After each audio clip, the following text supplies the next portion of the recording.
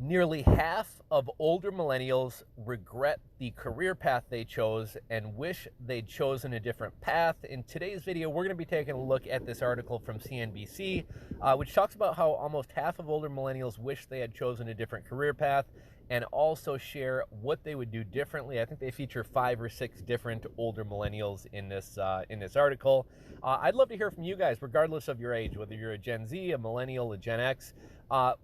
What is your feeling on kind of the career path that you took? Do you have any regrets? Is there anything else that you would have done differently? I had a couple thoughts before we get into this article. So one thing that's really kind of interesting to me, one of the people featured in this article, I just kind of perused it, so I don't have the whole article, but one of the people featured in this article got a degree in history, but didn't want to be a teacher or really do anything in history. And it kind of made me think about how, millennials, our generation, was kind of pushed into college. I don't know about you guys, but I remember in high school, pretty much everybody from teachers to guidance counselors to parents were all, if you want to have a happy life, if you want to have a comfortable life, you have to get a college degree. Oh, well, what if I go into the trades? I want to be a plumber. I want to be a bricklayer. No. You're going to be digging ditches if you don't go to college. You have to go to college. But I don't really know what I want to do. It doesn't matter. Just get that piece of paper. And it's really kind of funny and ironic to me that the same generation of older adults who pushed us all to go to college are also the generation who now kind of, mocks our generation or mocks millennials for, well, no wonder you're having a tough time. Everybody's got degrees in basket weaving and feminist studies and, leisure studies and all this other nonsense.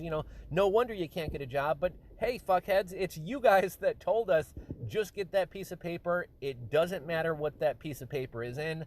Just having that piece of paper will open a lot of doors for you. And, it's kind of funny looking back. A lot of my friends that went into the trades and things like that not only don't have any student loan debt, not only didn't waste 2, 3, 4, 5, 6 years of their lives in school and had those years to be earning money, but, they're oftentimes today still out earning a lot of my other peers who wound up going to college. I know when I was thinking about going into college and thinking about different careers and things like that, I was kind of swayed by money. I really wanted to go into teaching, but everyone says, oh, teachers don't make any money. And the reality is that, in certain states, teachers don't make very good money, but in other states, teachers do very, very well. I got a couple cousins who teach here in some of the nicer Chicago suburbs. A couple of my cousins are making over $100,000 a year.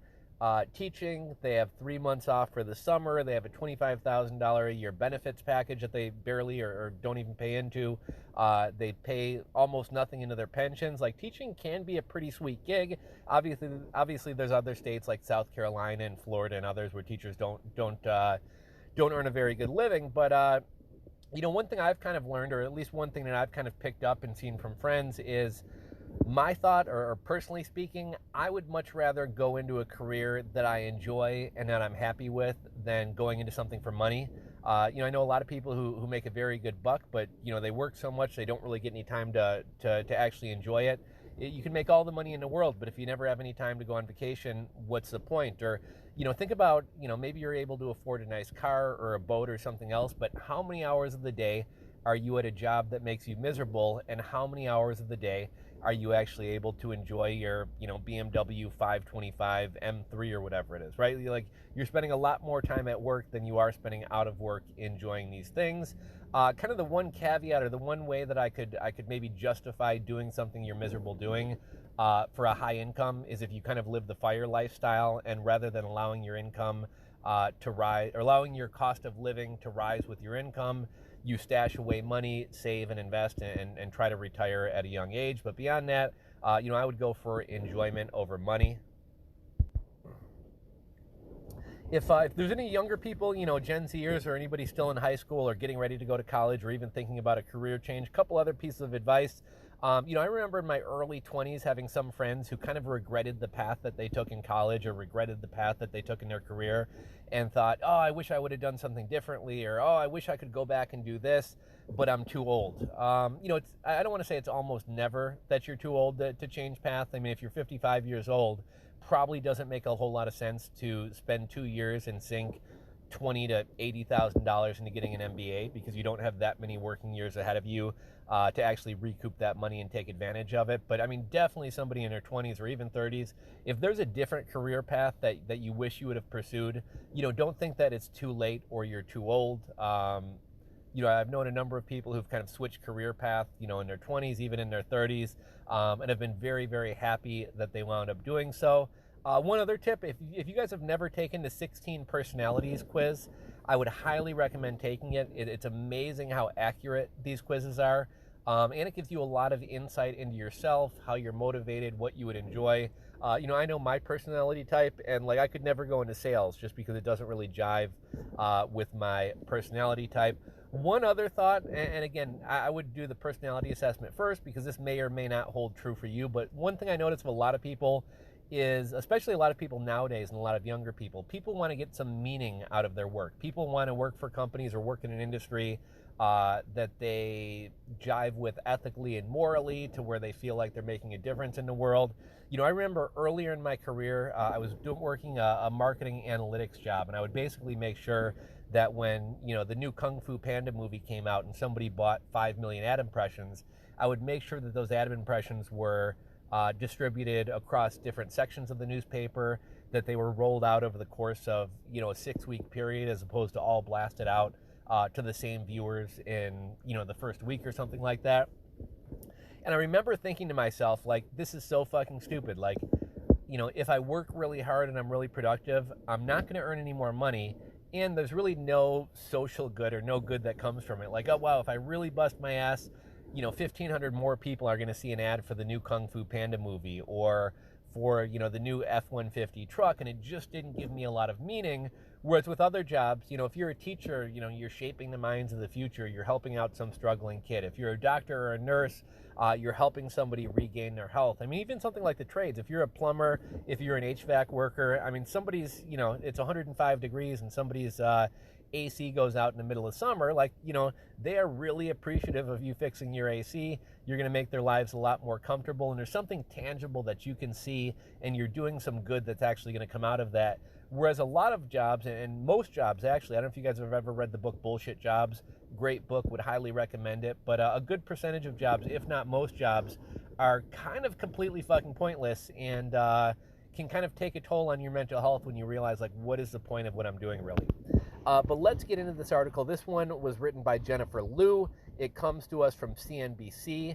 Almost half of older millennials wish they'd chosen a different career path. Here is what they would do differently.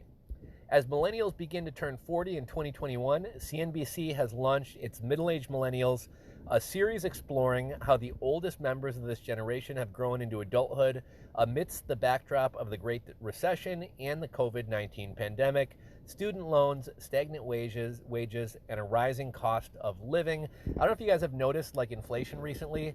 I mean, it's noticeable. In one of the industries that I work in, suppliers have started raising the cost of their products 30 to 40%. Even just grabbing my morning coffee, fast food, eating out at restaurants, I'm noticing things are substantially more. I was buying some eggs at Aldi the other day. The cheap eggs, not the pasture raised or whatever else, but the cheap eggs were always well under $1. Those are going for about $1.50, $1.66 now. So yeah, the cost of living is definitely going up. Back to the article. At 35, Kristen Alfinito laments that she has yet to start her career. That's not to say she hasn't worked. For the last 16 years, she has held a string of jobs, starting with 2 part-time gigs while attending college for musical theater. Then she says she was diagnosed with cancer, dropped out, and became resigned to working in food service or retail for the foreseeable future. Today, Alfantino works as a cashier at a bakery in Morgantown, West Virginia. Thinking back to her college days, I wish somebody had helped me figure out what jobs would be applicable for my interests and passions, and what kind of degree was actually required for that, if any, Alfinito says. Many older millennials are now approaching middle age, have significant career regrets. Nearly half, or 47%, say they wish they had chosen a different career path when they started out. According to a recent study of 1,000 U.S. adults ages 33 to 40, conducted by the Harris Poll on behalf of CNBC Make It. Sorry guys, enjoying my coffee here. Alfamento believes millennials, who this year range from age 25 to 40 and make up the largest age group in the workforce, were pressured to pursue 4-year degrees and mountains of debt that can come with them without always knowing if there was a viable career path on the other side after graduation. One unfortunate thing for millennials, but I think fortunate for future generations, when millennials were in high school and going into college, the narrative was definitely like, you have to go to college, you have to go to college, you have to go to college. And I think nowadays people are starting to realize that, there's an education inflation. Too many people have degrees. There's a shortage in industries like truckers, the trades, all other type of things. And I think we're sort of getting to the end of this. Let's blindly push everybody towards college, regardless of whether their skill sets and interests and intelligence are kind of geared towards that, or whether they'd be better off in something else. And what's kind of funny, I was recently talking to two of my cousins who are teachers, who I would kind of expect to be pushing education, and they had kind of said about their kids, I'm not necessarily going to steer them towards college. Like, if something they want to do requires a degree, like, sure, I'll support them in that, I'll pay for it, I'll help them with that. But I'm not necessarily going to say, all three of our kids are going to wind up going to college. As older millennials approach 2 decades in the workforce, their current roles and responsibilities may not be what they envisioned out of high school or college. We talked with 6 people from a range of fields about what they would do differently if they could start over again. So it starts with a history degree and few job opportunities. For Lee Rourke, earning a history degree was part of the plan to start a career. He just didn't know what he wanted to do with this degree. He graduated from college in 2007, just as the economy began to nosedive into the Great Recession, and many jobs he thought of trying out went away. Now, here's the thing, hindsight 2020, but if you don't plan on being a history teacher, you probably shouldn't get a history degree. Again, I understand why this happened. Everybody was pushing everybody to go to college back then. Doesn't matter what degree you get.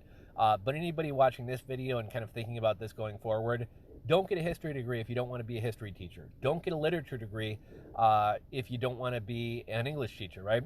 He spent the next 3 years figuring out his options, first thinking to join the military until his health prevented him from doing so, then taking the LSATs with the intention to go to law school. He almost became a police officer before he finally stumbled into substitute teaching. When he discovered he had a knack for it, he got certified to teach full-time with a focus on high school science. Rourke, now 35 and living in Jeffersonville, Vermont, remembers how stressful it felt to be directionless after school. I had anxiety because my friends were finding jobs and I perceived them as being wildly successful while I wasn't, Rourke said. What's interesting is after talking with them about it, I realized all my friends had the same anxieties about perceiving other successes. We laugh about it now, but to think about it, feeling anxious was a waste of time and energy. If he, Rourke, says he would go back to the time he was in 3rd grade when his mom, also a school teacher, told him he had a gift for teaching and encouraged him to pursue it. If he had listened instead of being resistant to following in her footsteps, Rourke said he would have pursued education a lot earlier. A $170K law degree that doesn't pay off. Some millennials say financial realities, especially living with student loans, change their career path. As a college senior studying policy, Brad Walters wanted to be a legislative aide, but seeing the low $30,000 starting salary in comparison with his $60,000 student debt, he went into education instead. It tells you something when education is the more lucrative option, he jokes. 2 years later, he went to law school and left with another $170,000 in student loans. But after getting married, having 2 kids, and reevaluating his career, he left law and returned to education. He saw his 2 options were either to become an associate at a major law firm, which didn't interest him, or work as a government or nonprofit lawyer, but decided the pay wouldn't be worth the long hours and few benefits. Working in education has provided room to grow and allowed him to travel extensively, including to Qatar, the UAE, Saudi Arabia, and China. In the middle of the pandemic, Walters, now 34, got a job as an international school administrator and moved his family to Incheon, South Korea. Walter says he regrets spending so much money to go to law school and could have done without the experience. Not taking a risk earlier. In Denver, Stephanie McKay, 36, doesn't have second thoughts about her chosen career, but does regret staying so close to home. She was hired right out of college for an architectural firm and spent the last 15 years building its communication department from the ground and is now its director. My biggest regret is I had all these desires to leave Colorado and go to New York, and I never did, she says. At the same time, McKay, who is a married mom of 3 and a homeowner, wonders, if I moved, would I have had the same opportunities or be as far in my career at another large organization? I don't know. If she could give it another shot, McKay said she would spend more time as a college senior making connections in New York and trying to start her career there. Staying in a bad job for too long. Celine Creston, 39, regretted her chosen career until recently. She earned a communications degree and started her career working in retail management and then management for the federal government, but felt unfulfilled and struggled to pay off her student loans. Then I became a single parent and couldn't make risky career moves as I had little to no savings and a lot of debt, she says. I don't think my degree was worth it. If she could change anything, Creston said she would have taken a bigger risk to have a greater chance at greater rewards. For example, instead of living in fear when I lost my job due to the recession back in 2008, I would have looked at that as an opportunity to try something new and take a chance, she says. In part, due to family responsibilities and financial stress, I panicked and held multiple jobs I was never happy with for years more. She also would have been better about surrounding herself with more encouraging and supportive people to motivate myself and increase my confidence to take such chances. In 2017, Creston made the jump to become a real estate agent, and after working 2 jobs for over 2 years to make ends meet, she's now earning a comfortable living with more work-life flexibility in her second career in Buda, Texas. A job boom that didn't pan out. Kristen Conley always knew she wanted to go into healthcare, and in high school began reading about different medical specialties. She found a few articles projecting a boom in demand for radiologists and enrolled in a medical imaging program at a private university. And here's kind of another interesting thing about this. I don't know if you guys remember this, but probably like 10, 15 years ago, like every news article, every news blurb, everything online was, get a job in radiology, go train in radiology. There's a shortage of radiologists. It's only a 6-month program, doesn't cost a ton of money. You can take the program on nights and weekends. There's great pay. There's a huge surge in demand for this. And then everybody ran out to become radiologists. And all of a sudden, there were too many radiologists and this career didn't wind up paying quite as well. Back to the article, but in 2010, she graduated into a saturated market and had trouble securing jobs. Dissatisfied with her options, she returned to school in 2017 to get certified as a medical technologist, which involves collecting and testing medical samples in a lab or hospital. Now 40, Conley works as a medical lab scientist in St. Petersburg, Florida, with a specialty in immunohematology and blood banking. She loves what she does in a field she describes as wide open with room to grow. If she could do things differently, she would have paid less attention to the buzz of radiology and focused on the stable work of medical technology.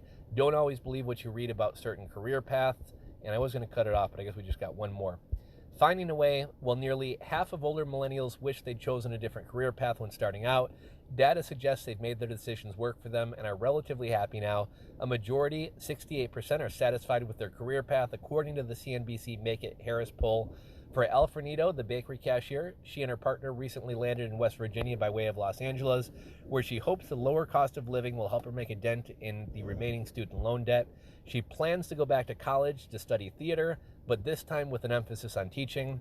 What I was passionate about at 19, I still am passionate about today, she says, but now I'm going with the intention of shaping minds of tomorrow. In my opinion, it sounds like she didn't really learn her lesson and is going into another kind of expensive degree that likely won't give her a ton of opportunities, but that's just me. Anyhow, let me know your guys' thoughts about this. Let me know, what do you think about your career path? Do you regret anything about it? Are you happy about it? Drop a comment down below. If you enjoyed today's video, give it a thumbs up. If you're not subscribed to the channel, hit that subscribe button below. Thanks for watching, guys. We'll catch you on the next video.